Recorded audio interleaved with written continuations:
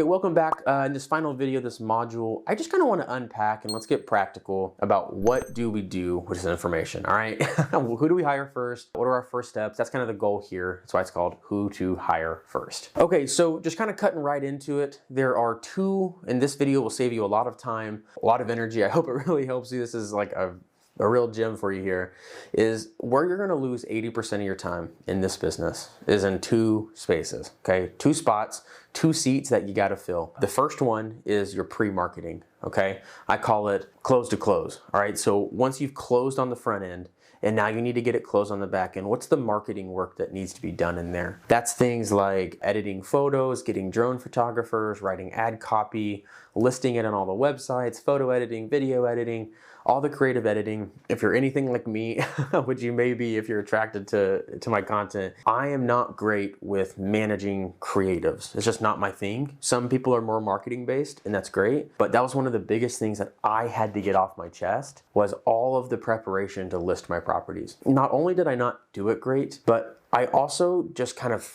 there's certain things in our life and in our business where you'll find it's one of those things that's just a roadblock for you. Even though you know it only takes 30 minutes, it only takes an hour, whatever it is, it's the thing that you least want to do. And for me, that was the pre-marketing. I call it the pre-marketing process. And again, it's just getting all the creatives for your thing ready, your listing image, your listing description, all your pricing, all your resources, directions, like whatever you put into your listing is all of that stuff. And so in our business, that's a huge area that we spend our time. And so we have people that manage that from contract to contract, is what we call it. So as soon as it closes or goes under contract, it's their job to take that property and take it through getting all of its creatives ready. Okay, the second area, and this is where you will spend most of your time in this business, is what I call the land acquisition coordinator. You already heard me say it and saw me show you it, but it is the process of getting new leads in from a mailer to offers out. It is the most time-consuming process. It's what takes the most of your brain power, and often for some people, that's why it's one of the hardest things to get to actually get outsourced. Now, again, I've already given you some workflows that you can kind of look at. That's really what we give our team. I mean, my business is a little more intricate, so ours, when it gets to our business level, are a little more detailed. But in general, those are the steps that any person's gonna take in that role. In the acquisitions or the pre-marketing role, I gave you both of these workflows, so you can look at those, and that's really what you need to learn and you need to master.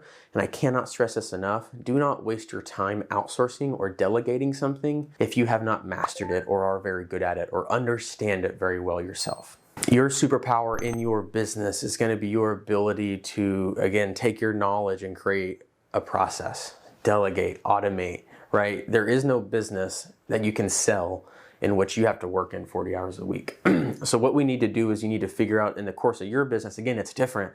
It can be different for my business, for somebody who's doing infill lots, for somebody who's doing developments, for somebody who's doing flips. Like, everybody's business looks different. Your superpower is going to be knowing and understanding the process of how you take land and turn it into cash or add value to it, and then being able to productize it, right? It's a hobby when you're doing it yourself, right? It becomes a business once it's productized. Once you're 95% out of the chair, that's when it becomes a business. And so, yeah, we can do all these things. Kind of, take your pick here. If talking to sellers stresses you out more, or getting properties marketed stresses you out more, like that would be the first thing, to kind of punchline this video. That would be the first person I would hire.